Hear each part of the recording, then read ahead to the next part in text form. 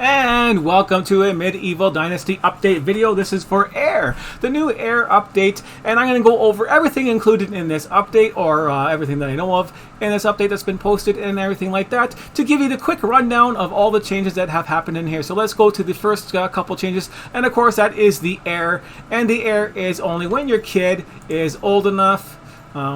If your kid is old enough, you can talk to him and switch to him and play as your kid, and that is that. So you're not going to be able to stop playing this game if you don't want to. So you can just keep on going and keep on playing, and you can just take over as your heir and continue things going on for your dynasty. And other than that, we have some other changes. We have a fast travel changes, and well, we can go over to that in a second. But now you can see these other decorations. So you can add limestone and all the other things like the dab here to the all your buildings. So all your production buildings can now be decorated and have limestone on them and be decorated like that. And of course the wooden ones have to have that dab there instead. So you can decorate everything like that. And of course in the other videos you could decorate, and the other updates you could decorate your ground with the flowers, and you can decorate inside your houses now with all sorts of things like candles and windows and blinds and things in there, carpets and shelving and all that kind of stuff. So you could decorate stuff like that, and that's just taking your hammer out and then hitting the E button for decorating, and that's how you do that. If you don't remember and you haven't played it since the last thing, that is all you got to do that for the up things. But now all this stuff works. So this mood actually has an effect on workers, and it's a 20% plus and minus value. So that means if you have 100% mood, you get plus 20% production speed, and if you have a negative 100% mood, that's negative 20% to their production speed. That's what it does. And these decorations in the houses add 1% to your mood per decoration. Quality of the decoration does not matter. I've tested it on the carpets here, right here. So the foundation, if you go through here and you click on an empty slot, you can see the badger is the cheapest for 3 fur to build a badger rug or 15 fur to build a bear rug. There's no difference in mood. They don't care as long as it's something in there. So just decorate anything with the cheapest design possible to get your maximized mood value if that's something you want to do.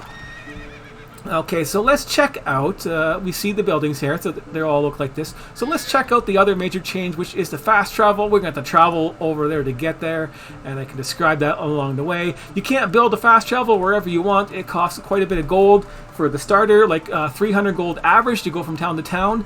The traveling is instant, so there's no time delay. So they say, hey, it's going to take you half an hour and kill off a half an hour of your time when you do it.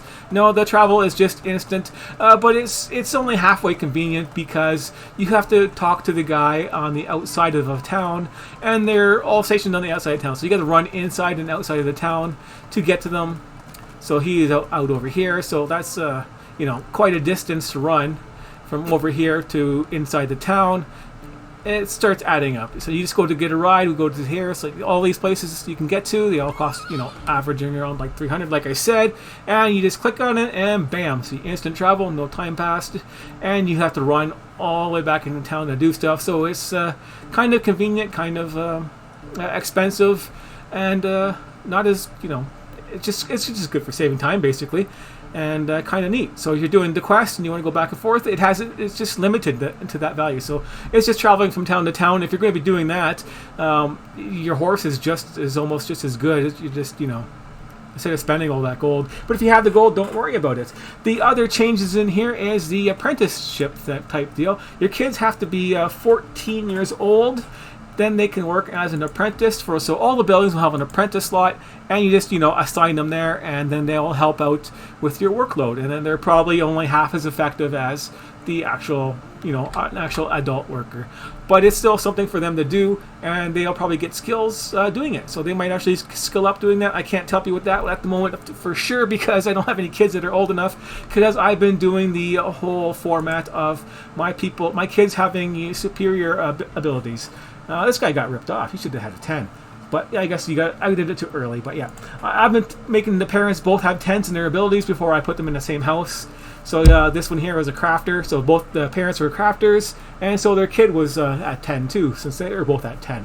And the farmer here I messed up on was a 9 and a 10, but I don't really care if they're 9 and 10. 9 is good enough, and lets them have a chance to grow at least. So when they get to 9 and 10, I started matching them in the houses, so my kids are gonna have 9 and 10, and that's what I did for the other kids right there. So you get a hunter at 10 for the kids. That's why I don't have very many kids and stuff like that, because I've been waiting for them to skill up to their maximum skill level, so I don't have to do it again, basically. So I'm gonna cycle it through that way, but that's a long-term, slow process to get with less people. But everything else is done, so it doesn't matter. And there's no way to go fast still, so you can't sleep your days away and do nothing.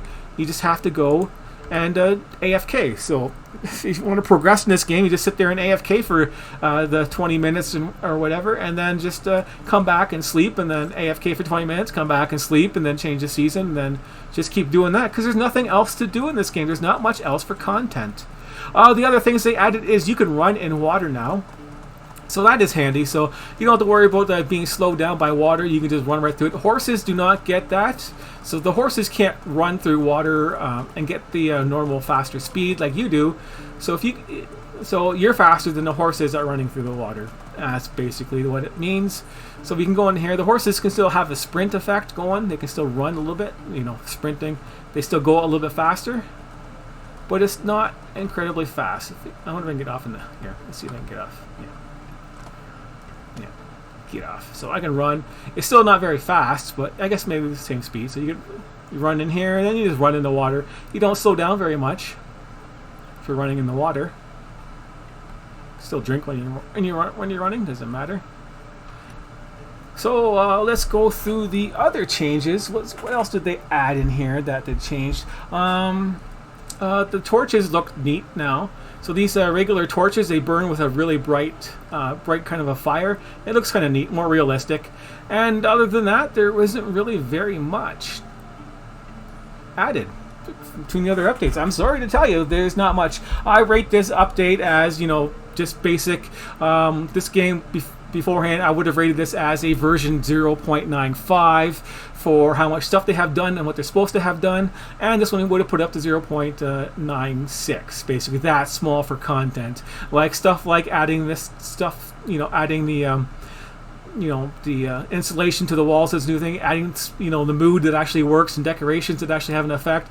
That should be in the game before the game is even released to a full version 1.0. And same with the air. This is all about your dynasty and air. That should have been already added in there. And fast travel is like an afterthought, and it's kind of handy.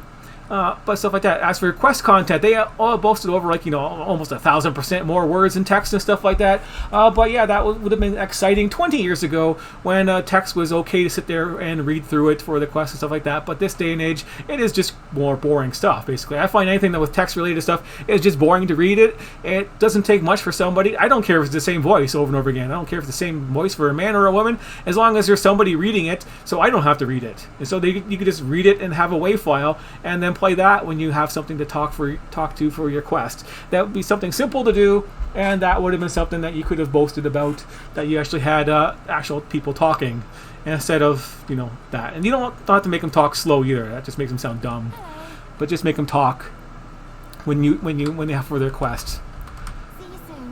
But yeah, you can see that symbol on the top left-hand corner there. It doesn't go away. That's because all these things are going to be taking effect, and they show up on there with different symbols. So the symbols have been changed, and the skills were changed on for the extraction. I don't recognize anything else was changed, but one of the extraction skills was moved around.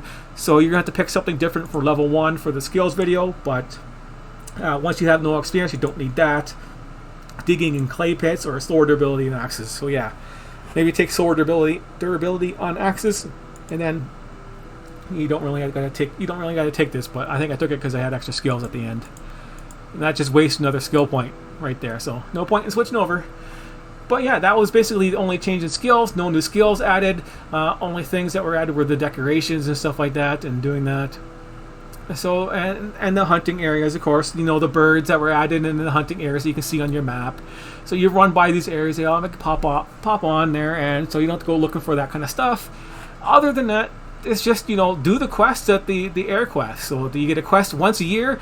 It's really slow and not really involved. It's like 1 or 2 quests in a small chain, and you don't get anything but reputation for it. and mood for your kid. So, and if you're loading your saved game or whatever, your kid's going to have like zero affection for you, and it's kind of broken like that. I don't know if he's going to have like affection for you on a whole new game. He probably will, but you know, it seems pretty rotten that they have the kid with no affection for you as a kid. Doesn't care about his dad or anything like that. But yeah, it's just, you know, anything like that. I'll go take a quick look at the patch notes and see if there is anything else worthy of notice. Yeah, the only thing worthy of notice is the other new building, the donkey pen. So donkey and donkey horses were split up. Finally, they were split up, and you can get the donkeys earlier, of course, and you have to build your own donkey building animal thing. So you got your own donkey one. Where is it? Way down there, donkey shelter, and yeah. You can have 4 in there too. So it's just the donkey shelter. Looks kind of like the horse one. You can see the donkey shelter in the town that's over that way. But yeah, with the fast travel being near towns, this location right here is not very good anymore. So I recommend going over here to right here. So this is where I have my mining set up there, and this is where I have my my second save file town built up. It has a better location, so this makes it even better. So this place over here where the mine is, this zone right here is even way better now to build your town in. If you want to check out my town video on that one there, because you got the town right here, and the fast travel is actually on this side of it right here. So it's even closer to this area to grab your fast travel and travel around that way if you need to. And of course this town is close by over there. It kind of not as nice and flat as this area here is, but it's kind of better. So that is it for this update video for Heir. I don't think there's anything else you really need that's really you know, mind-blowing. They did a whole bunch of stuff on the you know, little minor changes here and there, like your bow goes a little bit faster. It's nothing major, nothing really to note for game-changing abilities. I mentioned everything else that there is to note that is actually going to affect you in some way. Like shooting your arrows faster, your arrows notching faster on your bow isn't really going to help you change the game in any type of way, especially when crossbows are better. But that's it. So thanks for watching, and I will keep you apprised of any actual real changes to this game or anything else I figure out, if there is anything interesting going on with these quests for later on.